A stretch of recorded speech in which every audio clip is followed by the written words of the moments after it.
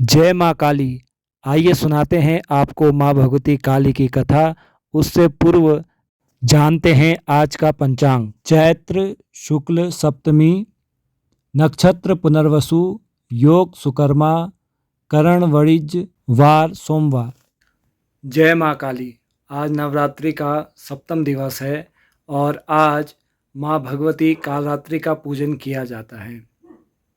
माँ भगवती का स्वरूप ये जो काली है ये अत्यंत विशेष है और भक्त माँ भगवती काली का अर्चन करते हैं, पूजन करते हैं। माँ भगवती सद्य फल देने प्रदान करने वाली है।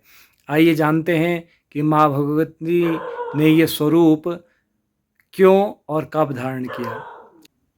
मार्कंडेय पुराण के अनुसार माँ भगवती जब चंड और मुंड से युद्ध कर रही थी, उस समय माँ भगवती को क्रोध आया। मार्कंडेय पुराण में श्लोक आया है, भ्रुकुटी कुटिलाटस्य ललाट फलकाद्युतम काली कराल वदना निष्कांता शिपाशिनी।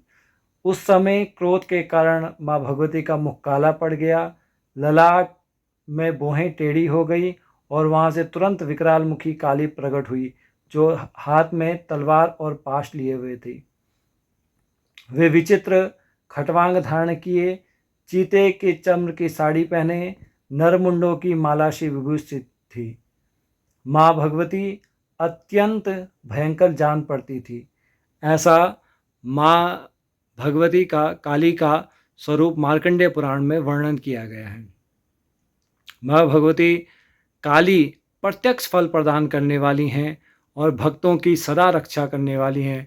ये भगवती का उग्र स्वरूप है, अर्थात दुष्टों का दमन करने वाला है। जो लोग दुष्ट हैं उनको फल प्रदान करने वाली, उनको दंड देने वाली माँ भगवती काली हैं। और जो काली के उपासक होते हैं, ऐसा कहा जाता है कि काल का भी मर्दन करने में माँ भगवती का सामर्थ्य। बड़े से बड़े कष्ट को, बड़े से बड़े दुख को, कोई विपदा आन पड़े तो माँ भगवती काली का स्मरण कीजिए। आपका बड़े से बड़ा काल, बड़े से बड़ा बुरा समय माँ भगवती काली नष्ट कर देंगी।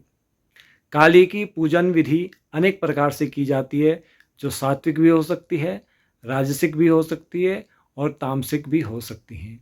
लेकिन भक्तों को चाहिए कि सात्विक और राजसिक विधि के द्वारा माँ भगवती का अर्चन करें। उनके लिए विशेष रूप से माँ भगवती को अनार का जो रस होता है वो भोग लगाएं। माँ भगवती अत्यंत प्रसन्न होंगी और आप सभी की मनोकामनाएं पूर्ण करेंगी। माँ भगवती के लिए विशेष रूप से नैवेद्य बनाएं, उनको नैवेद्य चढ़ाएं।